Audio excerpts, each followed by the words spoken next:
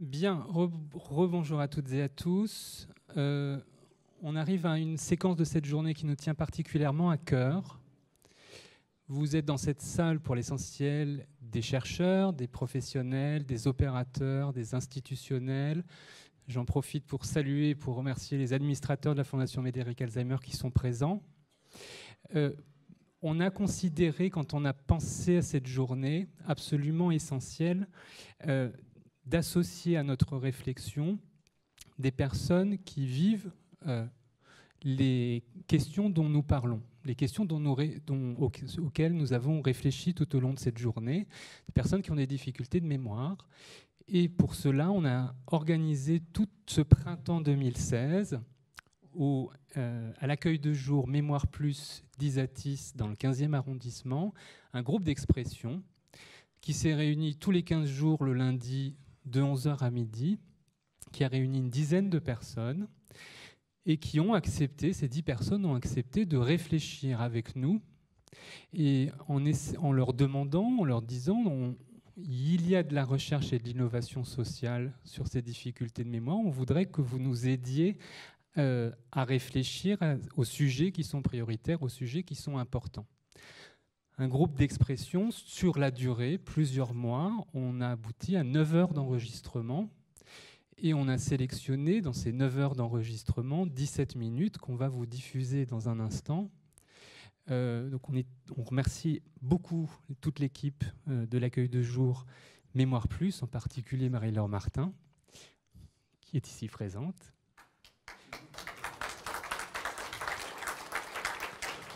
On remercie les 10 personnes qui ont bien voulu nous donner de leur temps et vous allez voir de leur réflexion aussi au cours de ce groupe d'expression. Et avant de lui céder la parole, je voudrais remercier celui sans qui cette belle idée n'aurait vraiment jamais pu se concrétiser, qui est Jean-Luc Noël, qui est psychologue clinicien. Je pense que beaucoup d'entre vous le connaissent et qui a animé avec toute sa compétence, mais aussi avec toute son humanité, ce groupe d'expression tout au long du printemps. Je lui cède la parole.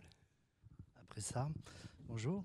Eh ben, il a tout dit, hein. Juste pour dire, on a vraiment fait des groupes de parole, 9 groupes d'1 heure qui étaient d'une richesse incroyable, qui étaient évidemment très sympathiques, qui ont égayé mes lundis matins, parce que j'ai le lundi matin morose, hein, et le fait d'aller à l'accueil de jour, c'était vraiment très intéressant. C'était intéressant aussi par la simplicité de la discussion qu'il pouvait y avoir et de tout ce qui a pu en sortir. Pour ne pas prendre trop de temps, on va écouter la bande audio. Ensuite, on en parlera avec 2 des participantes de ce groupe avant de passer à la suite. Merci.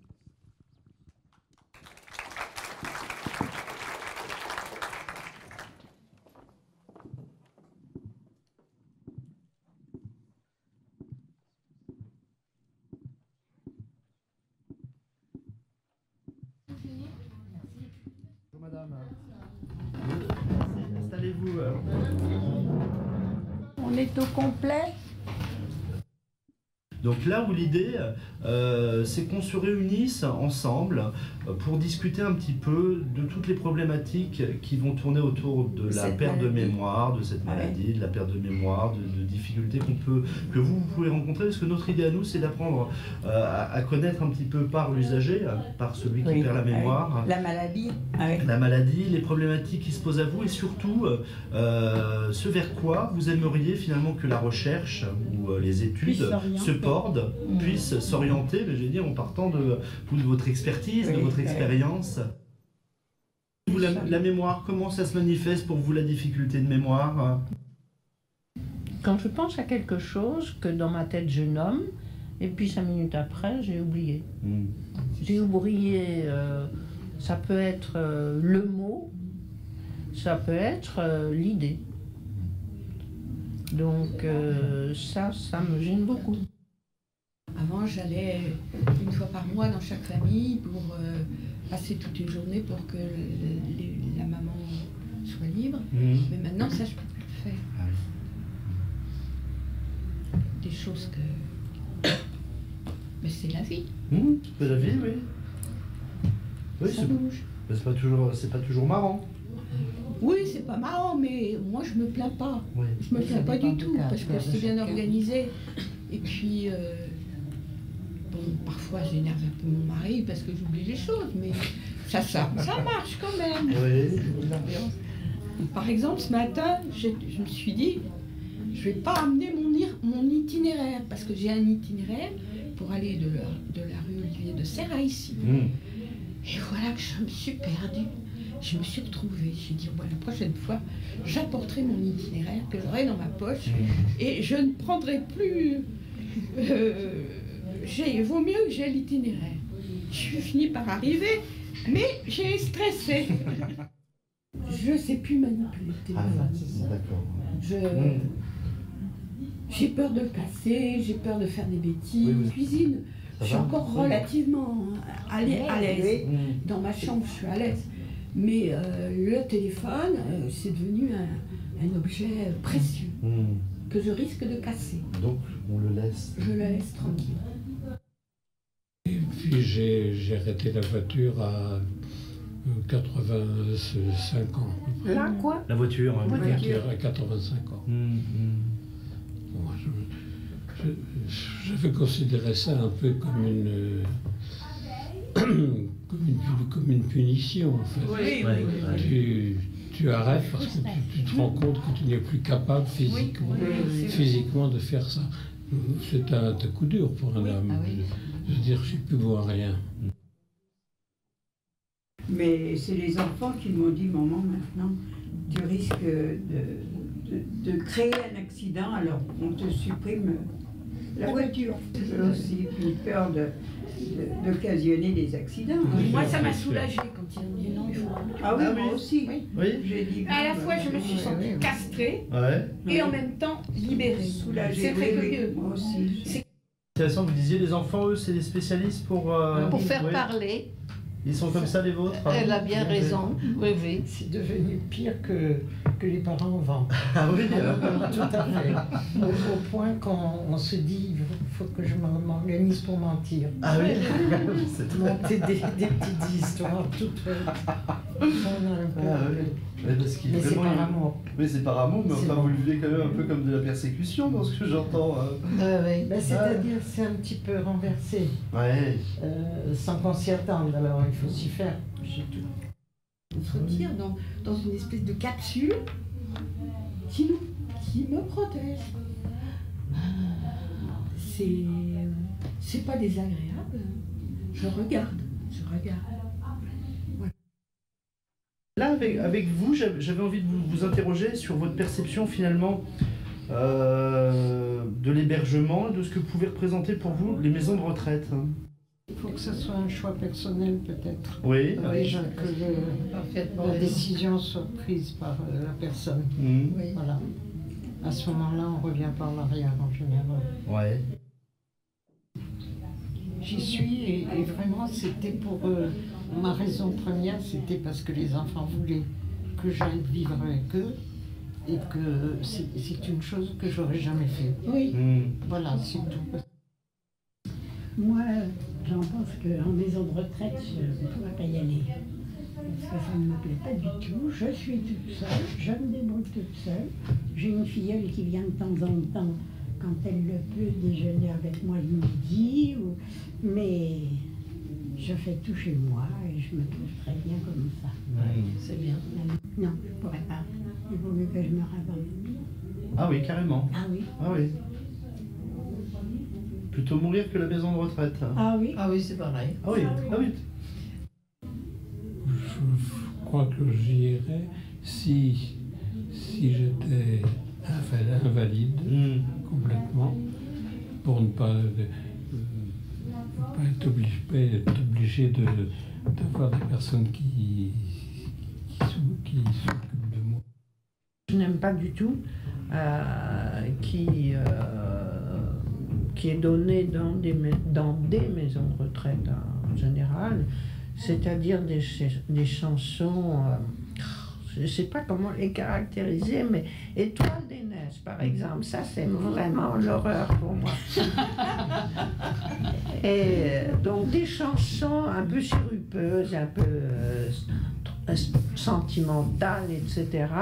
Et on aime bien donner ça parce qu'on croit que tout le monde va chanter. Alors tout le monde est très heureux de chanter des vieilles chansons, mais qui ne sont pas des chansons anciennes. Qu'est-ce qu'il faudrait pour que la maison de retraite soit pas une prison? Une gestionnaire Oui. de qualité. Oui, gestionnaire de qualité. Qui déjà soit très bien avec son personnel, que le personnel soit serein et qui connaisse tout le monde, qui refuse jamais la présence. Ça existe. Hein. Oui, ça existe chez nous ici à Paris. Vous, le fait de venir, ça vous apporte quoi? De venir ici? Ici, oui.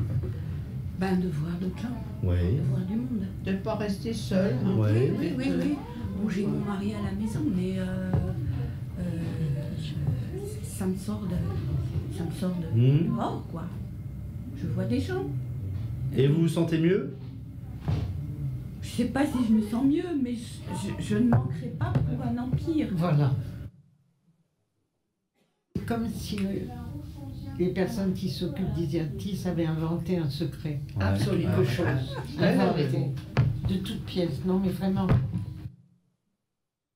Il y a des amitiés, pas seulement ici, là où nous étions avant, pareil, qui était un hôpital, mais des amitiés qui sont maintenant des toutes jeunes amitiés et qui ont l'air d'être des amitiés de toujours. Ah oui. C'est quand même précieux, ça. Et ça me stimule. Ça me stimule et je suis très contente de venir. Voilà. Et de sortir de chez vous. Oui, de sortir de chez moi, mais je ne suis pas toute seule puisque j'ai mon époux. Mais lui aussi, je pense que ça lui fait 2 jours où il est tranquille, où il n'a pas à s'inquiéter de moi. Voilà. Ce type d'endroit limite le vieillissement. Limite le vieillissement. Oui. De quelle sorte? Eh bien parce qu'on dialogue les uns avec les autres, parce qu'on se raconte des choses aussi sur notre vie en dehors de l'Isiatis, quoi. Oui. Et donc, bon, je pense que, ou bien, enfin, on va pas dire que ça rajeunit, mais quand même, ça limite le vieillissement. Je pense que c'est aussi un moyen de se forcer à ne pas déprimer. Je veux dire par là, on n'aime pas se montrer sous son mauvais jour, on n'aime pas se montrer donc justement dépressif, etc. Donc ça vous force à être gai d'une certaine manière. Et ce qu'il y a de terrible, c'est que quelquefois c'est un plein vol. Oui. C'est-à-dire vous commencez, et vous êtes sûr que vous allez aller jusqu'au bout, puis voilà. Et là, franchement, il n'y a rien à faire pour revenir en arrière. C'est... Dans une conversation? Non. Non, oui, ou un mot. Oui, vous un mot. expliquez quelque chose à quelqu'un. Ah oui, d'accord. Et le danger dans ces circonstances-là, c'est de s'isoler, c'est de ne plus parler. Ben, c'est-à-dire, vous perdez confiance. Bien sûr. Et puis vous agacez. C'est surtout ça. Par exemple, quand on a de la famille, on vous le dit souvent, mais non, je t'ai déjà dit, il y a 2 minutes que je t'ai dit ça. Ça c'est On le dit gentiment. Mais, on le dit quand même. mais bon, ça vous fait un petit peu... Ça fait mal. Oui. Et alors, est-ce qu'il faudrait faire une information à votre famille? Ils ne le font pas méchamment. Ils le font pas méchamment, je sais bien, mais ça fait... Oui, je sais bien. Une information? C'est qu'il y a, par exemple, il y a des pays où les troubles de mémoire sont entre guillemets plus acceptés socialement. Par exemple, quelqu'un va dire excusez-moi, je tiens à vous préciser que j'ai une mémoire défaillante, donc je vais vous répéter souvent la même chose, et j'allais dire c'est dans la vie sociale, c'est accepté. De prévenir. Est-ce que vous trouveriez ça utile? Moi, j'aurais pas honte, puisqu'on est dans le bain. Et c'est vrai que peut-être, si on réfléchissait à comment prévenir l'autre, de dire, écoutez, vous allez peut-être me trouver un peu désagréable, mais j'oublie, donc je vais peut-être vous poser plusieurs fois la même question, ça éviterait d'avoir cette... Mais je vous l'ai déjà dit. Ça a plani un peu les difficultés, ça. Vaut mieux prévenir. Mais ça suppose une certaine humilité, on va dire. Ouais. Ah oui, Tandis que si l'effort il est double, c'est-à-dire, bon, que ce soit à la télévision ou dans d'autres circonstances, on fasse une émission qui informe les gens des troubles de mémoire. Ça a sûrement été fait, mais peut-être pas très souvent. On peut imaginer aussi, vous voyez par exemple au restaurant, je sais qu'il y a des gens qui ont des troubles de mémoire, qui ont des maladies d'Alzheimer, qui n'osent pas aller au restaurant parce qu'ils vont avoir des difficultés à choisir, ils vont avoir des difficultés à se souvenir. Et donc on peut imaginer aussi un label, enfin ici on accueille les gens avec difficultés de mémoire et on les sensibilise à ça. Ça c'est bien. Ça vous paraîtrait... Oui, plus facile en tout cas. Enfin, où il faut les deux côtés, quoi. Le côté de structure qui diffuse la notion de perte de mémoire et puis d'autre part que les gens fassent peut-être un effort sur eux-mêmes pour oser, entre guillemets, avouer. Avouer, comme si c'était une faute. En tout cas, une faiblesse. Une faiblesse, voilà. C'est une faiblesse, c'est pas une faute, mais c'est une faiblesse.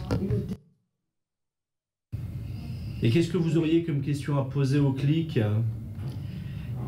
Par exemple, là, les gares, quand on veut aller voir ses enfants, sans les déranger pour qu'ils viennent vous chercher, des services dans les gares, des groupes humains volontaires qui donnent les renseignements. Par exemple, les gens qui sont pas autonomes eux-mêmes, avoir des chaises roulantes ou des choses comme ça, pour pouvoir aller jusqu'au train, s'occuper soi-même le plus possible, faire la queue soi-même, pas la faire, pas automatiquement avoir besoin des autres. Et ça existe avec l'âge d'or. Oui, je viens de l'utiliser d'ailleurs. Et l'âge d'or, puisque j'ai fait un voyage et simplement ça n'a pas marché à l'aller parce qu'ils étaient trop pris. Et puis au retour, ça a très bien marché. Je connaissais, entre autres, un des chauffeurs de l'âge d'or. Et je suis arrivée à Paris et il y avait quelqu'un qui défilait devant la vitre et qui m'a trouvé immédiatement. Il m'a fait comme ça. Voilà. D'accord. Donc, c'est quelqu'un qui prend les valises et qui vient vous chercher, qui vous accompagne. Mais il peut vous emmener déjà. Moi, je connais une... On pourra encore en parler à l'occasion, parce que moi, je connais une petite agence de voyage pour les seniors, et automatiquement, elle enrôle les gens de l'âge d'or. Donc, on n'a rien à faire. Donc on vient vous chercher, vous êtes... à domicile, on vous emmène à la gare, on place la valise, etc. C'est génial, ça. Mais oui, bien sûr que c'est génial. Ça c'est utile, ça. Oui. Et vous avez l'adresse, madame? Alors l'autre reproche, c'est le manque absolu de plus en plus de places assises sur des chaises dans les postes, dans les banques, etc. Moi, je suis tout le temps obligée. À la banque, ils ne vous donnent pas de siège quand il y a la queue. Alors j'ai dit, mais pourquoi? Parce qu'on a peur d'être attaqué avec les chaises. Voilà ce qu'on m'a dit à la banque. Voilà. On m'a répondu ça à la banque. Non, on ne peut pas mettre de siège. Alors on est debout. C'est pas... Il faut leur demander. Mais ça limite le mouvement. Il faut leur demander à quelle heure il faut venir pour avoir moins de monde. Oui, c'est sûr. Oui, c'est vrai, la poste aussi, ils refont les postes entièrement, il y a moins de... Il n'y a pas une seule poste. Qui rassurerait beaucoup. Et on ennuierait moins les autres. Parce que quand même, ça retient aussi, ça. Je m'intéresse à ce qui se passe maintenant. Ce qui s'est passé il y a 50 ans m'intéresse pas. Je veux pas... non, je sais pas. Je trouve que c'est plus intéressant de vivre à son époque. Et son époque, c'est maintenant. Moi, ce qui m'intéresserait, c'est de savoir où en est la recherche en ce qui concerne les problèmes de mémoire, que ce soit un problème d'Alzheimer ou d'autres maladies que j'ignore d'ailleurs. Je ne sais pas quelles sont les autres maladies qui sont liées à la mémoire. Donc, c'est vraiment ce qui m'intéresse le plus, parce que quand même, la maladie me fait peur. Oui. Et quand on se défait du temps journalier, quand ça ne nous intéresse plus de lire votre journal, d'écouter la radio, etc., c'est là où on vieillit beaucoup. Je crois que c'est ça surtout. Oui, mais ce qu'on appelle la vieillesse, c'est ne plus penser à rien ou à pas grand-chose. S'intéresser à... Tant qu'on pense à quelque chose, on n'est pas vieux.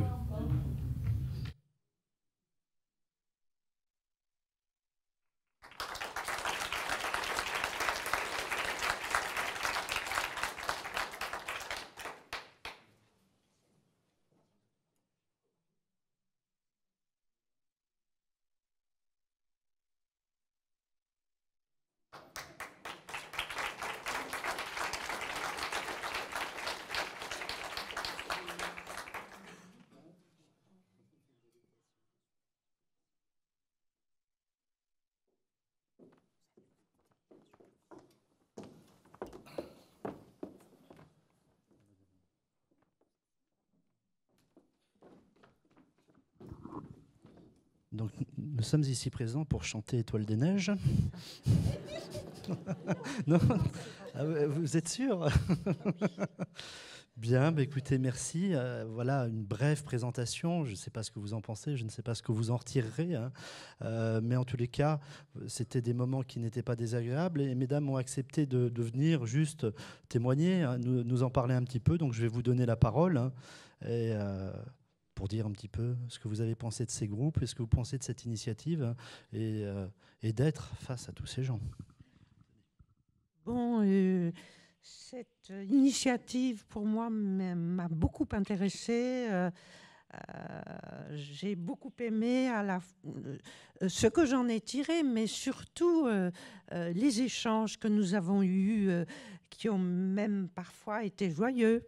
Et j'ai beaucoup apprécié la façon tout à fait naturelle dont les échanges étaient menés par monsieur Jean-Luc Noël.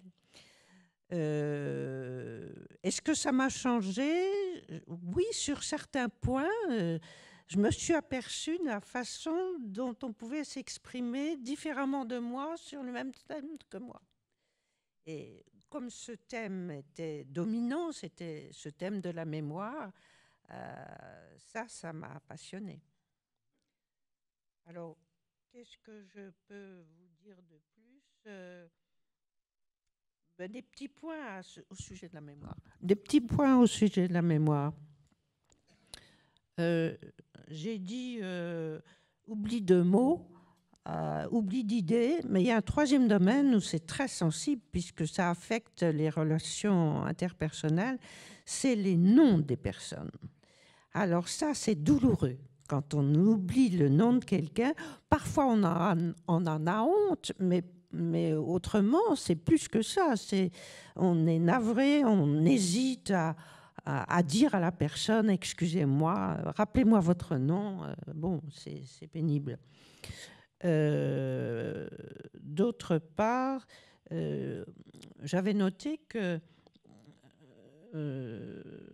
ce sur quoi la recherche se penche, s'interroge, c'est que la malade devient de plus en plus indifférente. Enfin, ça ressort aussi de l'enregistrement. Indifférente parce que d'abord elle loupe des tas de métros, hein, on n'entend plus que la moitié des choses, et puis parce que toute parole un peu intéressante, quand on est un peu curieux de tempérament, et on ne cesse pas forcément d'être curieux, eh bien on aimerait premièrement être sûr d'avoir compris, ou alors le train dans lequel on est, il passe à la station suivante et on n'a toujours pas retrouvé ces mots. Et ça, c'est extrêmement pénible, surtout quand on aime beaucoup la communication. Est-ce que je donne la parole? Bon, alors, En revanche, il y a quelqu'un qui m'a beaucoup sidérée. C'est une dame charmante, aïsatiste, très bien habillée, très élégante, très douce, beaucoup de gentillesse, qui a dit « Moi, les pertes de mémoire ne me gênent absolument pas ».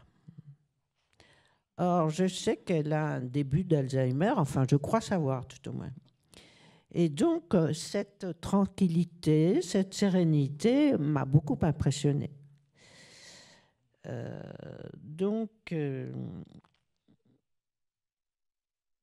Oui, je vous en prie.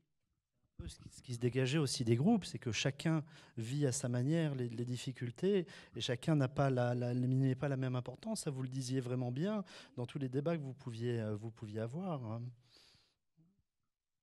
Oui, je comprends bien, j'entends bien. J'ai aussi noté quand des gens disaient qu'ils vivaient comme d'habitude, etc. Mais c'était accompagné d'un petit rire. Et ce petit rire était quand même petite cause de défense. Enfin, c'était un petit peu défensif. Et puis le désir de se détendre, quoi, à la minute suivante. Et bon, il y avait par ailleurs dans le groupe une dame qui ne souffre absolument d'aucun problème de mémoire. Mais elle vient à Isatis parce qu'elle a des sentiments de solitude et qu'elle veut lutter contre ces sentiments. Bon.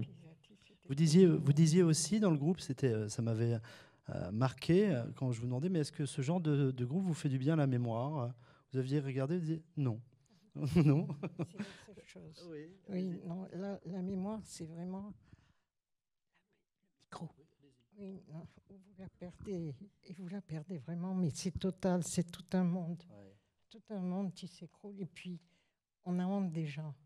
Parce qu'on se dit, pour les autres, la mémoire, c'est une chose qui fait partie de soi.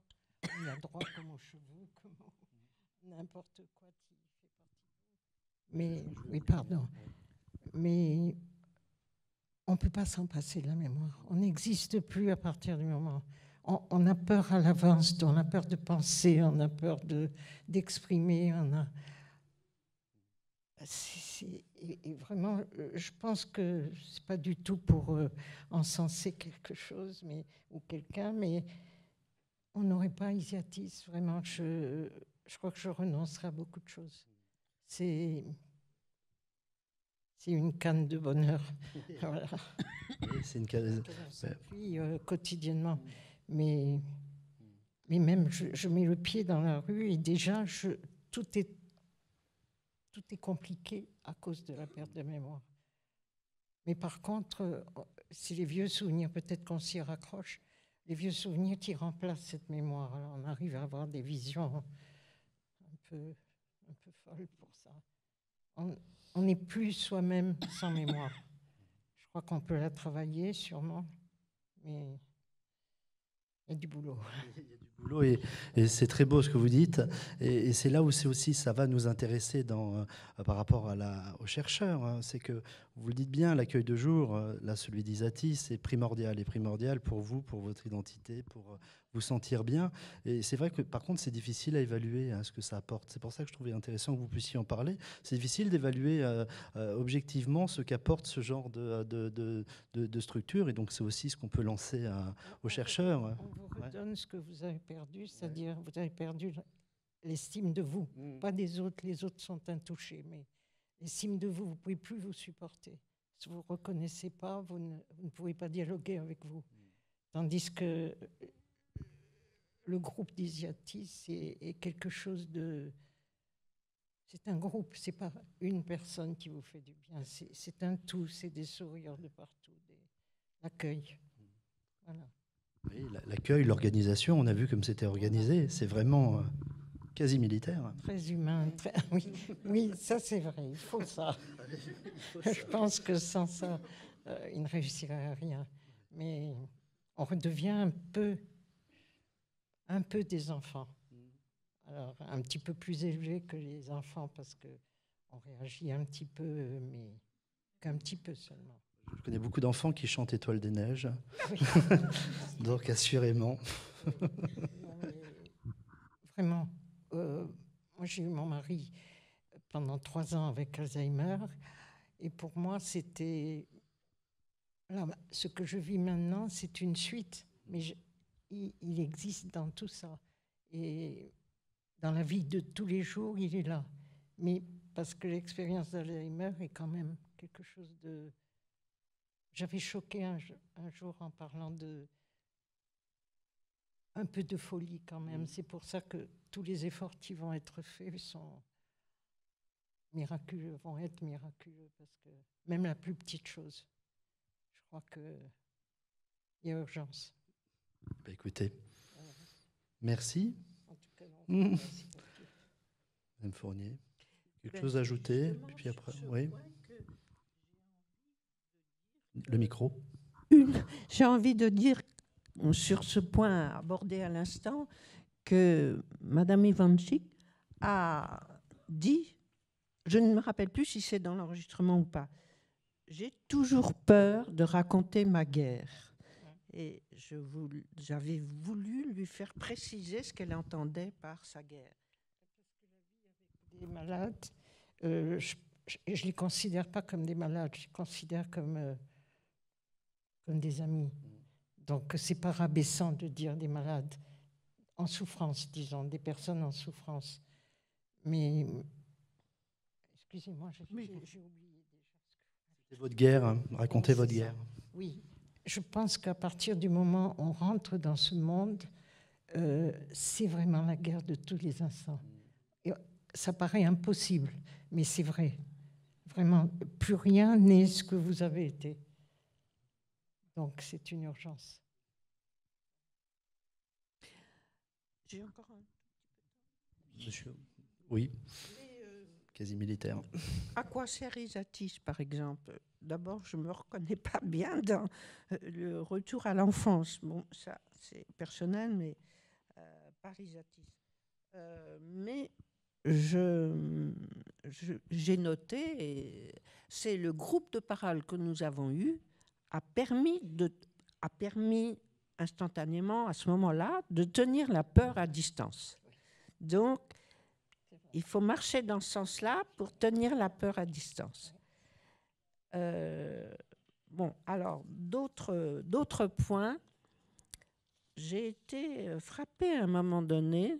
Ah oui, il y avait une personne du groupe qui, d'ailleurs, s'est dit être atteinte de la maladie d'Alzheimer. Et j'ai entendu la réaction. Mais comment vous le savez? Ah ben parce que le docteur me l'a dit. Donc, j'étais assez étonnée parce que je me suis dit, bon, je pense qu'une partie d'entre nous ont une idée un peu précise de ce que c'est que la maladie. Mais apparemment, ce n'était pas le cas complètement. Et cette dame a parlé de ses difficultés avec le code d'entrée d'une maison. Et à ce moment-là, je me suis dit, elle n'est pas visuelle.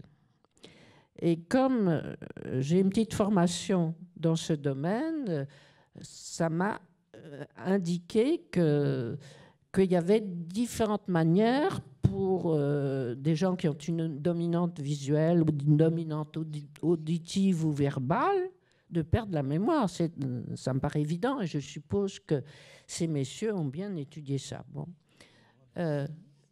Bon, mais par ailleurs, il y a une autre différence à faire. Enfin non, ça se rapporte. Il y a la perte du sens de l'espace. Dans les pertes de repères, il y a la perte du sens de l'espace. Alors là aussi, différence entre ceux qui ont eu le sens de l'orientation et ceux qui ont toujours dit « moi, je suis tout de suite perdu, je ne me reconnais pas mon chemin ». Et donc, je pense que en passant par la maladie, eh bien, les gens qui n'ont pas une dominante visuelle ont encore plus de mal que les autres à se représenter, à se situer dans l'espace. Et vice-versa pour ceux qui ne sont pas auditifs. ceux qui ne sont pas auditifs, ceux qui sont auditifs et verbaux peuvent continuer leur conversation.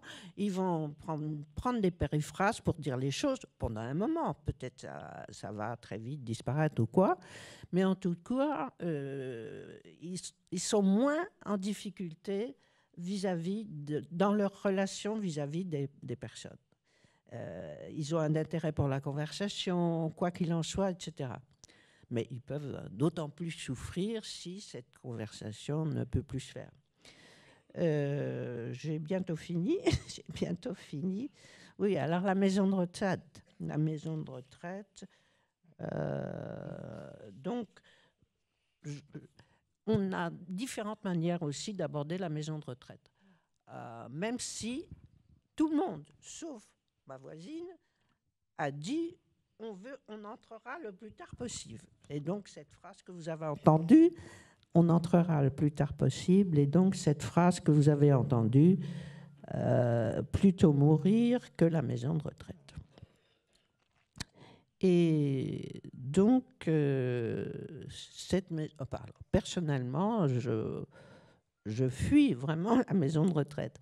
Mais il y a une différence de situation entre les uns et les autres, et vous-même, et moi, et d'autres, parce que la situation n'est pas la même quand vous prenez l'initiative de choisir une maison de retraite, de bien vous documenter sur celle-ci et d'y partir, que dans la situation où vous fuyez la maison de retraite. Il faudra encore savoir, c'est pas seulement à cause des toiles des neiges, mais beaucoup d'entre nous fuient la maison de retraite.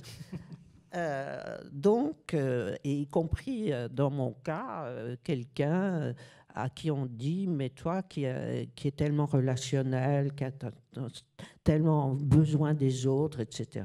Bon.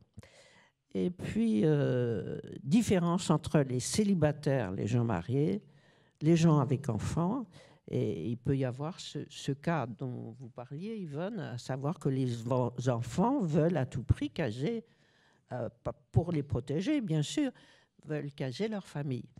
Et une célibataire sans enfants et sans beaucoup de famille, bon, encore beaucoup plus de mal à entrer dans une maison de retraite. D'une part, elle en a peur, d'autre part, elle n'a personne pour l'aider. Alors, bon, c'est difficile. Voilà.